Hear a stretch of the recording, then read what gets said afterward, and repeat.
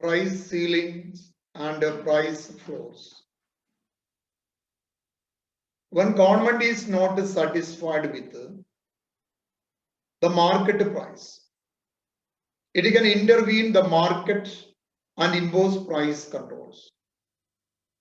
These prices need not be the same as the market prices. The price imposed by government as opposite to market price is called administered price. Administered price is implemented by fixing legal minimum or legal maximum prices for specific goods and services. Market price, ചില ഉൽപ്പന്നങ്ങളുടെ market പ്രൈസിൽ ഗവൺമെന്റിന് സംതൃപ്തി ഇല്ലാതെ വരുമ്പോൾ government മാർക്കറ്റിൽ ഇടപെടുകയും government വില നിയന്ത്രണം കൊണ്ടുവരികയും ചെയ്യും. അപ്പൊ ഗവൺമെന്റ് കൊണ്ടുവരുന്ന വില മാർക്കറ്റ് പ്രൈസ് തന്നെ ആവണമെന്ന് യാതൊരു നിർബന്ധമില്ല. ചിലപ്പോൾ അതിനേക്കാൾ കൂടുതലായിരിക്കും, ചിലപ്പോൾ അതിനേക്കാൾ കുറവായിരിക്കാം. അപ്പൊ ഗവൺമെന്റ് മാർക്കറ്റ് പ്രൈസിനെ മറികടന്നുകൊണ്ട് ഗവൺമെന്റ് വിലയിൽ കൊണ്ടുവരുന്ന നിയന്ത്രണങ്ങളെ നമ്മൾ വിളിക്കുന്നത് അഡ്മിനിസ്ട്രേഡ് പ്രൈസ് എന്നാണ്. അത് ഗവൺമെന്റ് നിയന്ത്രിത പ്രൈസ് ആണ്. അപ്പൊ അഡ്മിനിസ്ട്രേഡ് പ്രൈസ് എന്ന് പറയുന്നത് ഒരുപക്ഷെ നിയമപരമായി ഒരു ഉൽപ്പന്നത്തിന്റെ മാക്സിമം പ്രൈസ് ഫിക്സ് ചെയ്യുകയോ അല്ലെങ്കിൽ അതിന്റെ മിനിമം പ്രൈസ് ഫിക്സ് ചെയ്യുകയോ ചെയ്യാം. അത് നിയമപരമാണ് എന്ന് മാത്രം. The laws that government enacts to regulate prices are called price controls. അപ്പോ വില നിയന്ത്രിക്കുന്നതിന് വേണ്ടി ഗവൺമെന്റ് ഉണ്ടാക്കുന്ന നിയമങ്ങളെ നമ്മൾ പ്രൈസ് കൺട്രോൾസ് എന്ന് വിളിക്കുക. രണ്ട് തരത്തിലുള്ള പ്രൈസ് കൺട്രോൾസ് ഉണ്ട്. Price controls comes in two types. ഒന്ന് പ്രൈസ് സീലിംഗ് ആണ്, മറ്റൊന്ന് പ്രൈസ് ഫ്ലോർ ആണ്. Price ceiling keeps a price from rising above a certain level. Price ceiling എന്ന് പറയുമ്പോൾ ഒരു പരിധിക്കപ്പുറത്തേക്ക് വില വർദ്ധിക്കാതിരിക്കാൻ ഗവൺമെന്റ് സീലിംഗ് എന്ന് പറയും. Ceiling. Price floor keeps a price from falling below a certain level. Price floor എന്ന് പറഞ്ഞാൽ ഒരു നിശ്ചിത വിലയിൽ കുറയാതിരിക്കാനായിട്ട് ഗവൺമെന്റ് കൊടുക്കുന്ന നിയന്ത്രണങ്ങളാണ്. അതിനെ ഫ്ലോർ പ്രൈസ് എന്ന് പറയുന്നത്. അതിനപ്പുറത്തേക്ക് അത് കുറയാൻ പാടില്ല അല്ലെങ്കിൽ കുറയ്ക്കാൻ പാടില്ല. Price ceiling is the legal maximum price for a good or service. ഒരു സാധനത്തിന്റെയോ സേവനത്തിന്റെയോ പരമാവധി വിലയാണ് പ്രൈസ് സീലിംഗ് എന്ന് വിളിക്കുക. Price ceilings prevent a price from rising above a certain level. ഒരു പരിധിക്ക് അപ്പുറത്തേക്കുള്ള വില വർധനവ് ഉയർച്ച തടയുന്നു പ്രൈസ് സീലിംഗ്.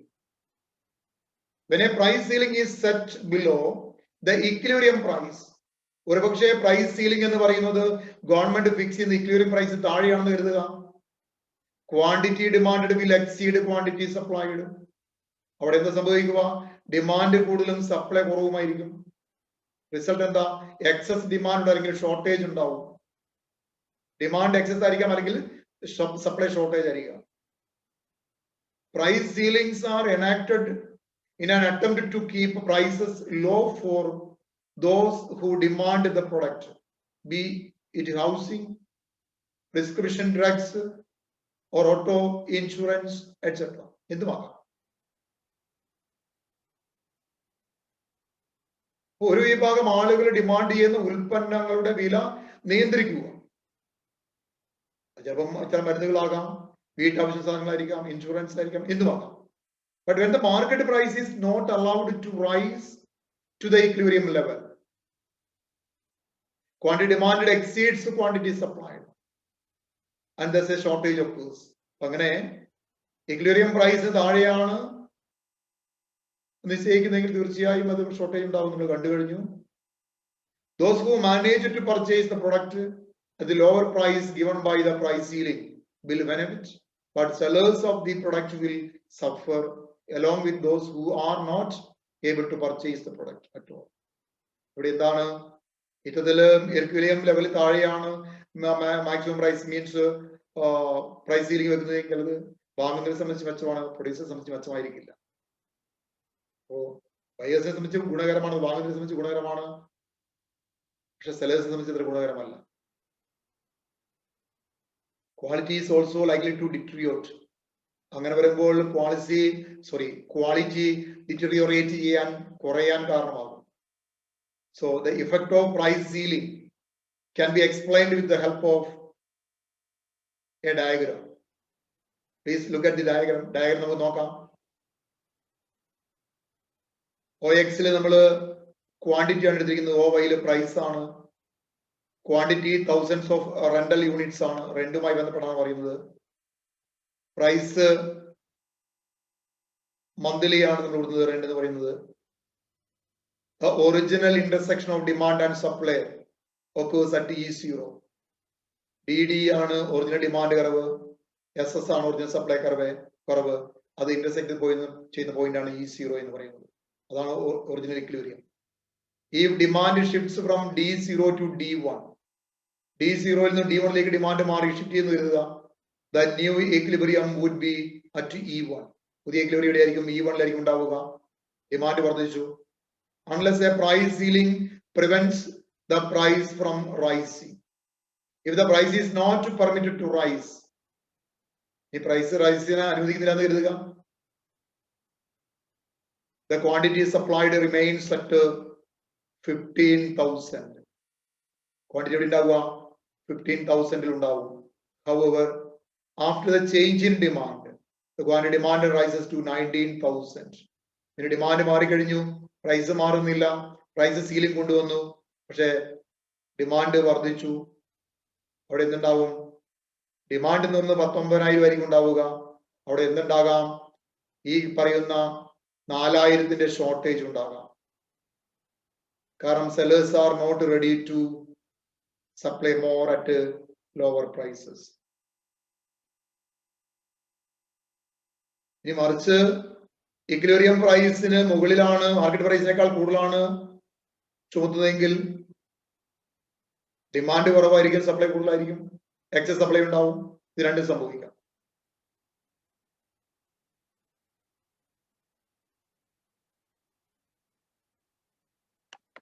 നെക്സ്റ്റ് നമ്മൾ കാണുന്നത് പ്രൈസ് ഫ്ലോർസ് ആണ്. A price floor is the lowest legal price that can be paid in markets for goods and services, labor or financial capital. Lowest price ആണ് പ്രൈസ് ഫ്ലോർ എന്ന് പറയുന്നത്. അതിൽ കുറച്ച് കൊടുക്കാനായിട്ട് പറ്റില്ല. അത് ലേബറിനായാലും സാധനത്തിനായാലും എന്തിനായാലും. When a price floor is set above the equilibrium price, equilibrium പ്രൈസിനേക്കാൾ കൂടുതലാണ് ഗവൺമെന്റ് നിശ്ചയിക്കുന്ന ഫ്ലോർ പ്രൈസ് എങ്കിൽ quantity supplied will exceed quantity demand. Supply എന്ന ക്വാണ്ടിറ്റി കൂടും, ഡിമാൻഡ് എന്ന ക്വാണ്ടിറ്റി കുറയും. അവിടെ എന്തുണ്ടാവും? എക്സസ് സപ്ലൈ ഉണ്ടാവും, അവിടെ സർപ്ലസ് ഉണ്ടാവും, അവിടെ അൺസോൾഡ് ക്വാണ്ടിറ്റി ഉണ്ടാവും. The best non example of a price floor is the minimum wage. Minimum wage അതിന് ഉദാഹരണമാണ്. അതിൽ കുറച്ച് കൊടുക്കാൻ പാടില്ല, അത്രയും കൊടുക്കണം. Which is based on the normative view that someone working full time ought to be able to afford a basic standard of living. Minimum price fix ചെയ്യാൻ കാരണം എന്താണ്? ഒരു ഫുൾ ടൈം ജോലി ചെയ്യുന്ന ഒരാളെ സംബന്ധിച്ച് അവര് നിശ്ചിത ജീവിത നിലവാരം പുലർത്തണം എന്ന കാഴ്ചപ്പാടാണ് ഗവൺമെന്റ് മിനിമം പ്രൈസ് ഫിക്സ് ചെയ്യുന്നത്.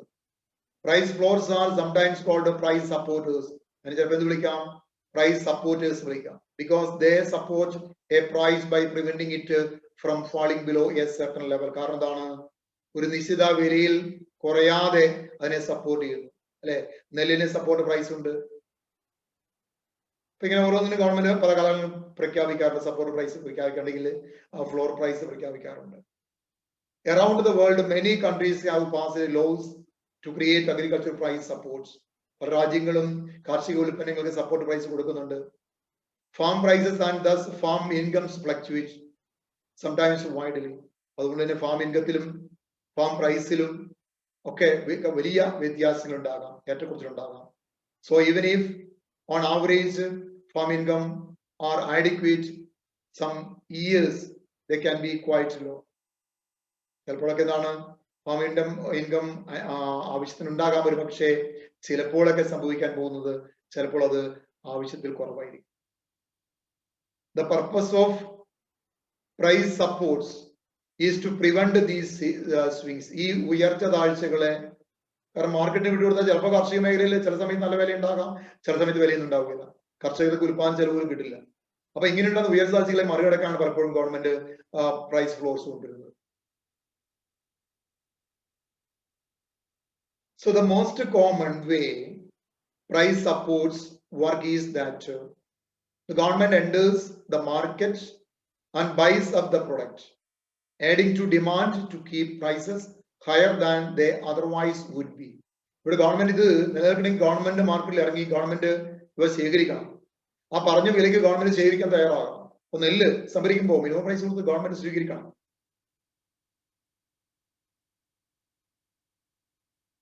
According to the Common Agricultural Policy Reform passed in 2013, the European Union will spend about 60 billion euros per year, or $67 billion per year, or roughly 38% of the EU budget on price supports for Europe's farmers from 2014 to 2020.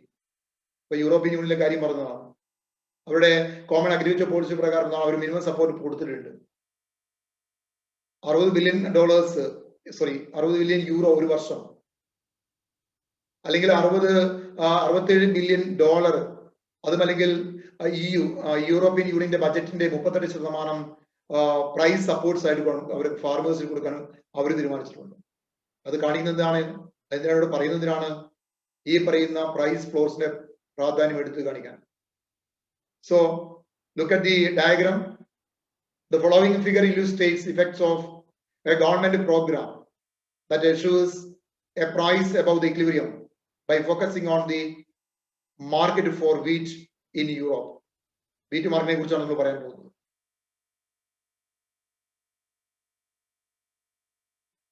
So in the absence of government intervention, the price would adjust so that the quantity supplied would equal to the quantity demanded at the equilibrium point E0. Government invention ഒന്നും ഇല്ലെങ്കിൽ demand supply തുല്യമാവുന്ന E0യിലാണ് അവിടെ quantity നിർണ്ണയിക്കപ്പെടും. Price എത്രയാ? P0 price, quantity Q0. However, policies to keep prices high for farmers keeps the price above what would have been the market equilibrium level. Market പ്രൈസിനേക്കാൾ government ഉയർത്തി നിർത്തുകയാണ്. PF-ലാണ് നിർത്തുക. Diagram നോക്കിയാൽ മനസ്സിലാകും. എന്താ അതിന്റെ result? The quantity supplied is in excess of the quantity demanded.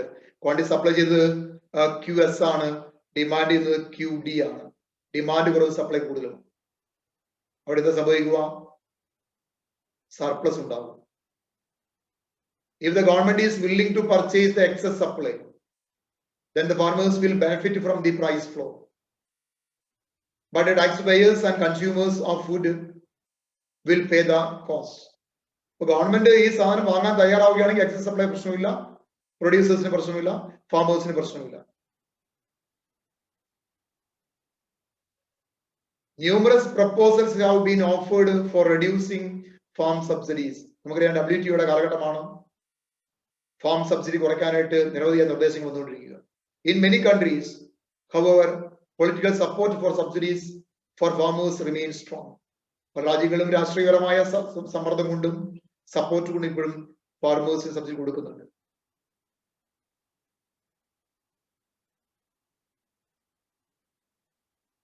ഇവിടെ ഡിമാൻഡ് കർവ്, സപ്ലൈ കർവ്, അതിന്റെ ഇന്റർസെക്ഷൻ നമുക്ക് അറിയാം. ഇക്വിലിബ്രിയം E0 എന്ന് പറഞ്ഞു കഴിഞ്ഞു. പ്രൈസ് ഫ്ലോർ PF-ലാണ് നിലനിർത്തുന്നതെങ്കിൽ, അതായത് ഇക്വിലിബ്രിയത്തെക്കാൾ മുകളിലാണുള്ളതെങ്കിൽ അത് താഴേക്ക് വരാൻ, പ്രൈസ് ഒരിക്കലും താഴേക്ക് വരാൻ അനുവദിക്കില്ല. അപ്പോൾ എന്താ സംഭവിക്കുക? സപ്ലൈ ചെയ്ത ക്വാണ്ടിറ്റി കൂടുതലും ഡിമാൻഡ് ക്വാണ്ടിറ്റി കുറവുമായിരിക്കും. സപ്ലൈ എക്സസ് ഉണ്ടാവും, അവിടെ സർപ്ലസ് ഉണ്ടാവും. അവിടെ എന്ത് ചെയ്യണം? ഗവൺമെന്റ് ഇന്റർവീൻ ചെയ്യണം. ദെൻ അതുകൊണ്ട് ഫാർമേഴ്സിന് ഒരു ഗുണമുണ്ടാവും.